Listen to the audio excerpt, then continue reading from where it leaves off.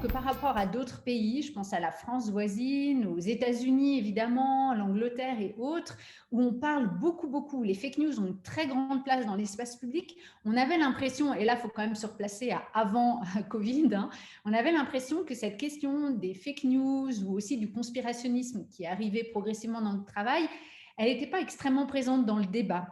Et puis l'autre point qui nous frappait aussi, c'est que dans les médias suisses, on ne voyait pas encore se mettre vraiment en pratique des cellules de fact-checking. Peut-être que c'est aussi une caractéristique de la démocratie suisse, du rapport aux médias aussi, où on a quand même une confiance un peu plus forte en Suisse que dans d'autres pays, qui fait que peut-être on a moins de fake news qui se propagent et qui sont vraiment spécifiques à des questions suisses. Assez vite, le Covid est passé par là, la Covid est passée par là, et là, évidemment, on a vu apparaître des fake news qui se propageaient spécifiquement dans des espaces numériques suisses. Et donc là, effectivement, on a eu un terrain d'observation vraiment assez incroyable. Au total, on a 44 jeunes entre 18 et 25 ans. On les a interrogés sur leur rapport à l'information, sur leur rapport aux médias, sur la confiance qu'ils pouvaient attribuer ou pas à ces médias, à ces sources d'information, évidemment sur leur rapport au numérique, et puis bien sûr sur la manière dont ils percevaient cette question des fake news, dont ils se sentaient concernés. Et également, on voulait tester auprès d'eux les réponses que pouvaient apporter les médias et la réponse notamment la plus commune des médias, qui est celle du fact-checking, c'est-à-dire la vérification par les faits, apporter la vérité en fait autour d'une information qui pose problème. Peut-être je peux décliner quelques résultats qui peut-être vont un petit peu à contre-courant d'idées reçues qu'on peut avoir sur les jeunes publics, parce qu'on a souvent cette image de jeunes qui ne s'informent plus, qui n'en ont plus rien à faire, qui ne connaissent pas les médias, qui sont un peu déconnectés des grandes questions qui font société, etc. Mais nous, en fait, ce qu'on a trouvé, c'est que cette idée, elle est assez fausse, en tout cas, elle doit être nuancée. Les jeunes ne sont pas sous-informés, mais clairement, ils sont assez peu connectés aux médias traditionnels. Ou en tout cas, ils connaissent quand même des médias de référence et ils ont les clés pour pouvoir aller par eux-mêmes chercher une information fiable, et ils ont cette compréhension que fiabilité de l'information et médias traditionnels, ça va de pair. En revanche, dans leur rapport quotidien à l'information, les médias sont assez peu présents. Ça passe beaucoup plus par les pairs, par les proches, par les discussions aussi qu'ils peuvent avoir sur les réseaux sociaux. Mais malgré tout, il y a un intérêt pour eux très fort pour tout un tas de sujets, et qu'on peut un peu mettre dans deux catégories. Il y a d'un côté, je dirais, les sujets qui renvoient au JE, c'est-à-dire qu'est-ce qui m'intéresse moi individuellement, mes études, ma santé, mon futur job, etc. Donc ça, c'est un premier type de sujet qui les intéresse beaucoup. Et le deuxième, ce serait plutôt ce qui relève du nous comme collectif, nous comme génération. Il y a un effet générationnel assez fort. Comment on construit aussi une communauté, un vivre ensemble. Et là, on va retrouver un certain nombre de valeurs, défense de l'environnement, l'égalité homme-femme, la question des droits humains, etc. Et ça sont des questions quand même, des sujets assez fondamentaux, hein, qui les intéressent énormément, mais pour lesquels ils ne trouvent pas nécessairement de réponse dans les médias, d'un message qui vraiment les touche et qui les concerne. Donc ça, c'était un premier pour nous résultat intéressant. Il y a une consommation d'informations qui n'est pas forcément peut-être l'image qu'ont les journalistes ou les médias d'une info très plurielle, généraliste, mais c'est plutôt des choses assez ciblées, des attentes d'angles spécifiques en phase avec leur génération, et même des attentes de propositions éditoriales assez fortes, voire un peu engagées. J'ajoute peut-être encore un petit point, c'est le rapport au numérique. On sent quand même une génération assez agile avec le numérique, qui sait aller chercher de l'information, qui sait aussi la nécessité de la vérifier, et puis qui prend du recul par rapport aux plateformes, qui comprend les questions, même si parfois c'est un peu flou, mais quand même la question des algorithmes, de comment fonctionnent ces plateformes, de peut-être la prudence qu'on doit avoir par rapport au contenu qui circule. Et là, je pense qu'il y a une différence quand même générationnelle. Et eux nous disaient même, je peux finir là-dessus, mais que par exemple sur Facebook, ils trouvaient assez rigolo d'aller dans certains groupes Facebook où circulait de la désinformation pour se moquer de leurs aînés qui, eux, partageaient des contenus de désinformation sans trop se rendre compte qu'en fait, c'était faux.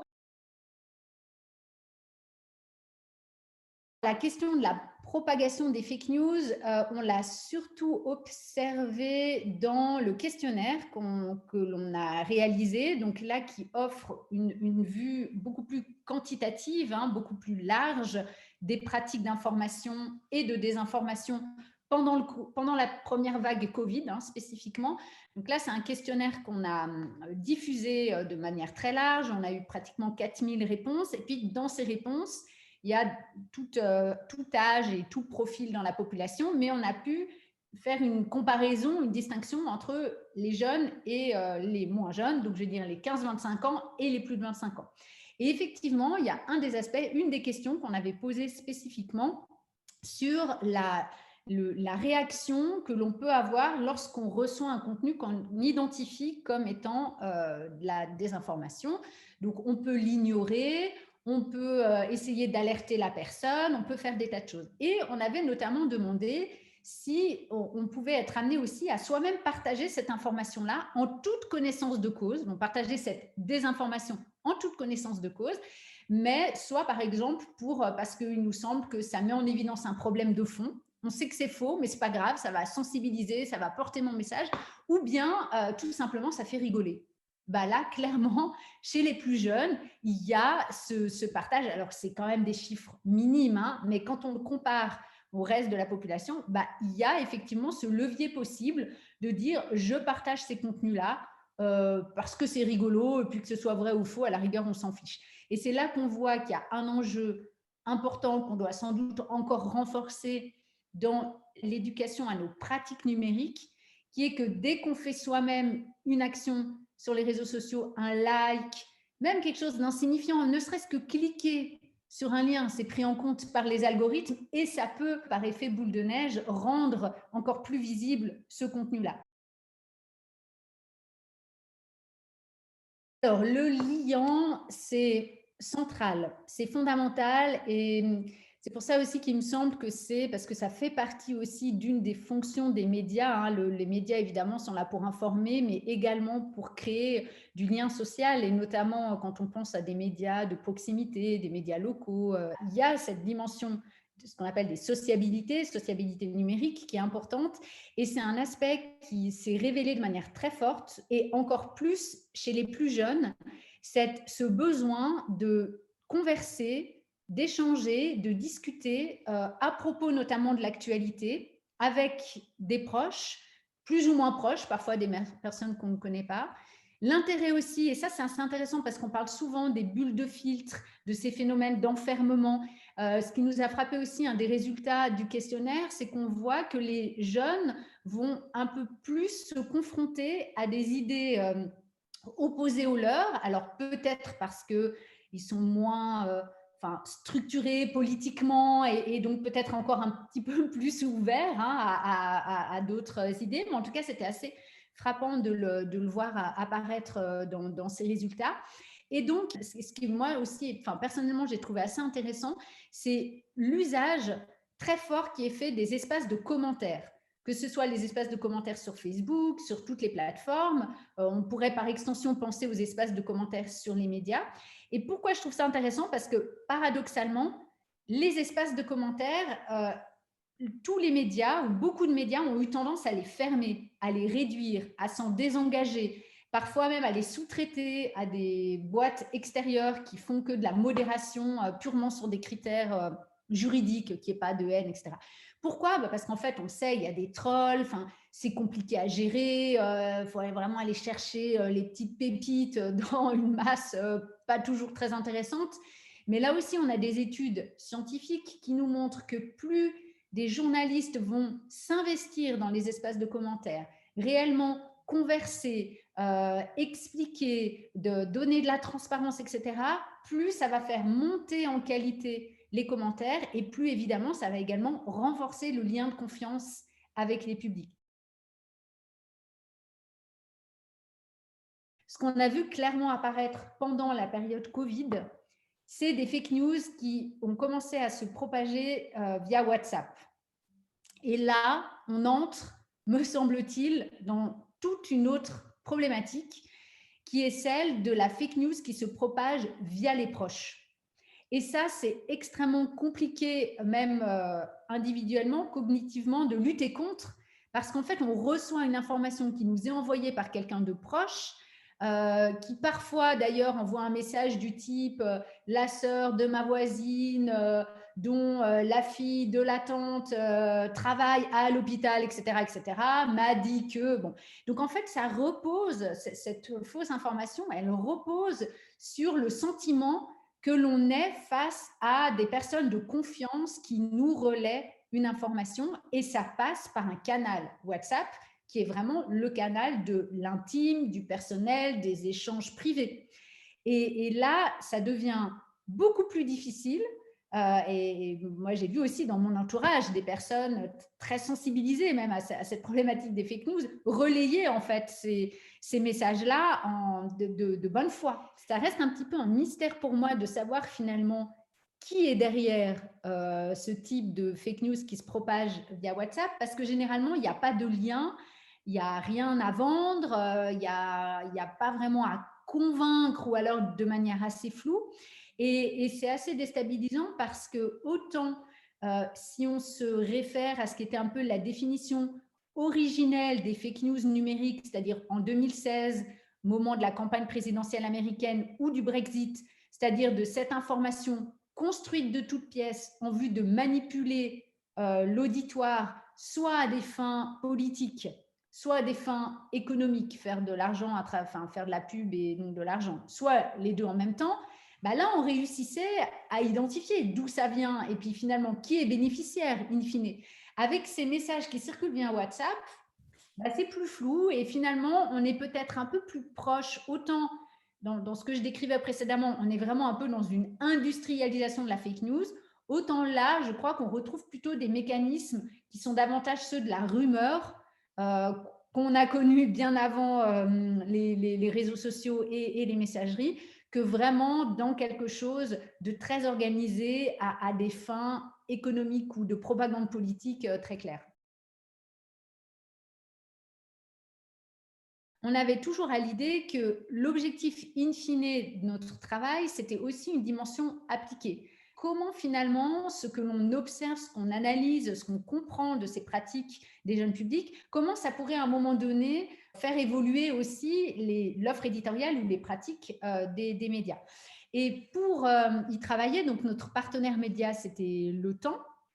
Et avec Le Temps, on a décidé de travailler également avec nos étudiants, qui sont des étudiants donc de l'Académie du journalisme et des médias, donc des étudiants futurs journalistes, dans le cadre d'un cours qui s'appelle le News Lab et qui vise justement à réfléchir à des nouveaux formats éditoriaux innovants, prototypes. Et donc à nos étudiants, on leur a dit, bah voilà, le défi, c'est essayer d'imaginer de nouveaux formats éditoriaux qui pourraient être portés par Le Temps à destination des jeunes publics et qui visent soit à retisser ce lien de confiance, soit à lutter contre les fake news.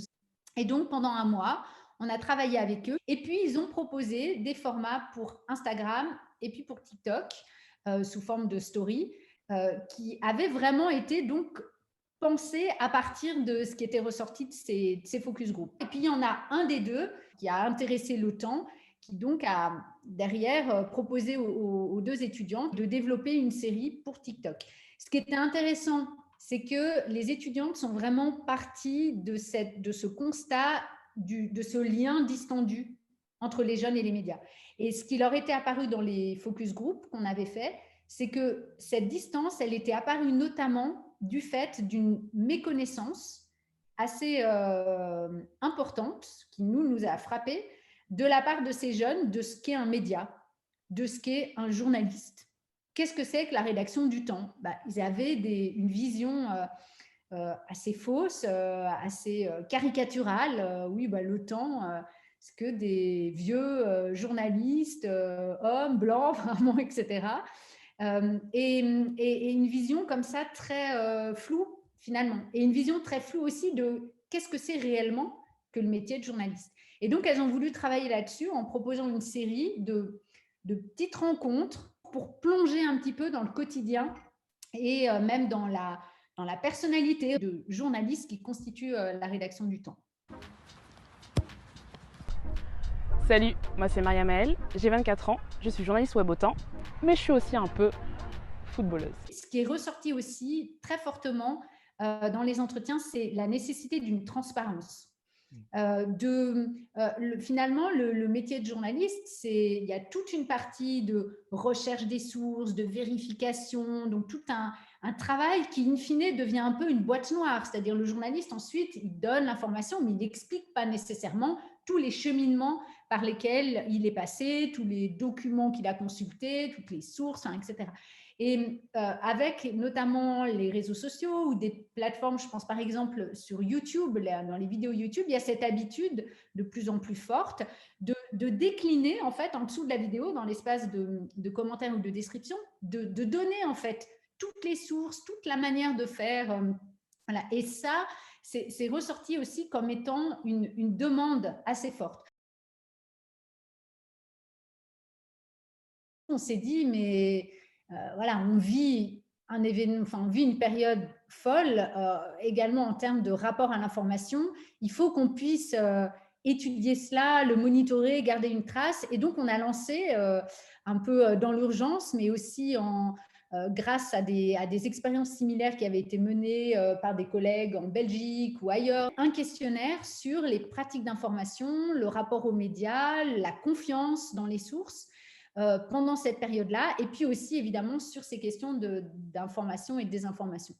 Alors les résultats, on a publié là, récemment un rapport qui maintenant est en ligne, qui donc décline, enfin qui détaille tous les principaux résultats de cette étude. Je peux en donner quelques-uns. Alors, ils paraîtront peut-être, le premier, il n'est pas très étonnant, mais il est rassurant. C'est que pendant cette période de crise, il y a eu très clairement un retour vers les médias. Et ça va de pair avec ce que je disais tout à l'heure, c'est-à-dire qu'il y a, et même chez les jeunes, cette idée que les médias traditionnels, c'est un gage d'une information de qualité, vérifiée, etc. Et dans cette période d'immense crise, d'incertitude, où on ne sait plus ce qui se passe, voilà, il y a un retour vers les médias. Nous, on a vu, par exemple, un chiffre qui me paraît quand même emblématique, c'est que 9 personnes sur 10 disent s'être majoritairement informées via les médias pendant cette période. Et chez les jeunes, c'est un petit peu moins, mais c'est encore 8 personnes sur 10. La confiance, là aussi, elle apparaît globalement assez élevée, mais on est malgré tout quand même qu'à la moitié de nos répondants qui disent faire confiance aux médias. Donc, alors, on est un petit peu plus haut qu'en temps normal, mais ça reste quand même évidemment un chiffre qui pose question. Et puis, comme je le disais, ce qui nous a frappé, enfin, évidemment, on a posé cette question parce qu'on le pressentait, c'est la mise en évidence de la prolifération des fake news, notamment via les messageries. En gros, ce questionnaire, ça nous a permis d'avoir une bonne photographie à un instant T, donc on était en mars-avril 2020, du rapport des Suisses romans en fait, aux médias, à l'information et à la désinformation, et puis aussi d'essayer de mettre en évidence les similitudes ou les différences entre les plus jeunes et les plus âgés.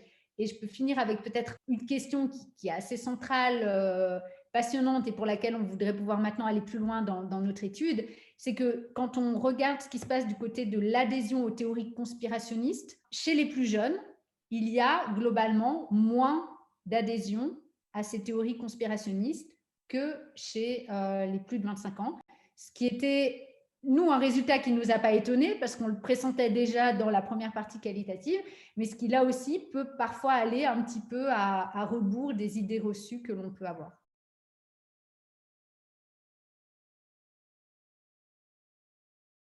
Il y a des pistes, mais c'est purement des hypothèses en fait à ce stade, mais peut-être une des questions sur laquelle là aussi on va continuer maintenant à travailler dans le cadre de publication. Comme je le disais, il y a un lien, alors qui est déjà assez bien montré dans la littérature, entre l'adhésion, la croyance dans ces théories et une très forte défiance à l'égard des institutions, à l'égard notamment du politique. On peut peut-être faire l'hypothèse que les jeunes sont moins dans ce rapport encore très politisé ou très structuré en fait dans ce rapport au politique, et donc peut-être sont un petit peu moins en prise avec ces théories-là. Ça, c'est une première hypothèse.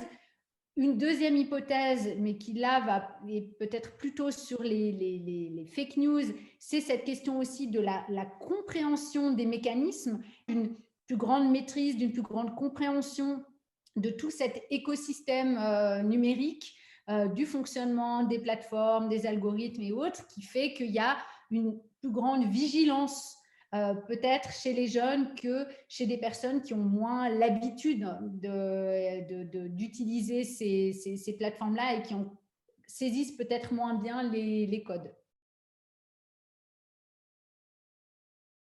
Une des très grosses limites que l'on a en tant que chercheur, que l'on travaille plutôt dans une perspective qui est celle des sciences humaines et sociales comme nous, avec des visées un peu plus qualitatives, ou bien qu'on travaille, puisque j'ai collaboré aussi sur un autre projet avec des collègues de l'EPFL qui, eux, travaillent sur de la cartographie à beaucoup plus en masse, de big data, en fait, on ne peut que voir ce qui est public, ce qui est visible, sans entrer dans des comptes privés, dans des groupes fermés, dans des espaces comme ce qu'on appelle le dark social, donc tout ce qui relève justement de WhatsApp, de tous ces canaux qui sont invisibles à la recherche et aux médias. Mais ce qu'il y a de sûr, c'est que le phénomène, qu'il ait existé ou pas avant, est apparu sur le devant de la scène, si je puis dire, de manière beaucoup plus forte pendant cette crise, également parce qu'il a aussi fait l'objet d'une médiatisation. Il y a un gros dilemme qui est de dire, si on parle des fake news, si on parle des théories du complot et des personnes qui les portent, on met la lumière sur ces personnes-là et finalement peut-être on ne fait que renforcer le phénomène. En même temps, si on les ignore, on ignore tout un pan de la société, voilà, des manières de penser ou de faire des gens. Mais donc, il y a une lumière effectivement plus forte qui a été mise. Et oui, on a vu, on a découvert donc en Suisse romande, en tout cas, il y avait des pôles comme ça très forts autour des fake news ou même plus encore des théories conspirationnistes, QAnon, etc., qui s'étaient développées. Et ce qui me paraît important de dire, c'est que il ne faut pas voir les choses comme étant très, je pense, très clivées. D'un côté, ceux qui ne croient pas du tout à tout cela, et de l'autre, ceux qui sont fous et qui se laissent berner, voilà, qui est parfois un peu le discours qu'on peut entendre. Nous, on est en train en ce moment, à partir du questionnaire que j'évoquais, de travailler sur ce qu'on appelle la catégorie des ninis. Les gens qui pensent ni que l'origine est naturelle du virus, ni que l'origine est, qu'il a été intentionnellement fabriqué. Ces personnes, en fait, qui sont dans une forme d'incertitude. Et je crois que c'est ces personnes-là aussi qu'on doit étudier un peu plus finement pour comprendre justement ce qui se passe, quel est leur rapport à l'information, mais aussi bien sûr à la confiance dans les élites, dans le politique, dans les institutions de manière générale, puisque c'est très très lié à la question de l'adhésion à la croyance dans ces théories avec la défiance à l'égard des institutions. Mais je pense qu'on doit aussi bien prendre en considération, au sens de s'intéresser à ces personnes-là et d'essayer de comprendre ce qui se joue pour peut-être essayer aussi d'éviter que des personnes ensuite s'enferment dans des spirales de croyances telles que celles que j'ai pu détailler précédemment. Ce fact-checking, à l'origine, il a plutôt été pensé pour la petite parole, la petite phrase du politique, le chiffre qui a été donné qui est faux. Et donc, tout un travail de, là, il a dit ça, mais en fait, non, ce n'est pas 12%, c'est 15%, et on explique pourquoi. Voilà. Et ce rapport-là au fact-checking qui vise donc à dire ceci est vrai, ceci est faux, ce qui était assez, donc ce qui est vraiment fondateur évidemment, hein, si un média ne dit plus la vérité, bah, là oui, c'est son essence même. Mais ce qui nous a intéressés, interpellés, fait réfléchir, c'est que chez les jeunes, ce rapport à la vérité, évidemment, il est important, ils en ont bien conscience, mais il n'est pas suffisant.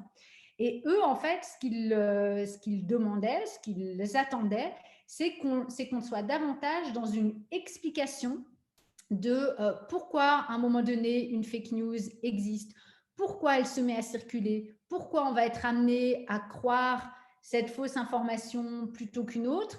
Donc des formats qui soient moins focalisés sur le démenti de l'information elle-même que sur l'explication de sa propagation, de sa mise en circulation, de qui l'a créée, à quelle fin, etc., etc.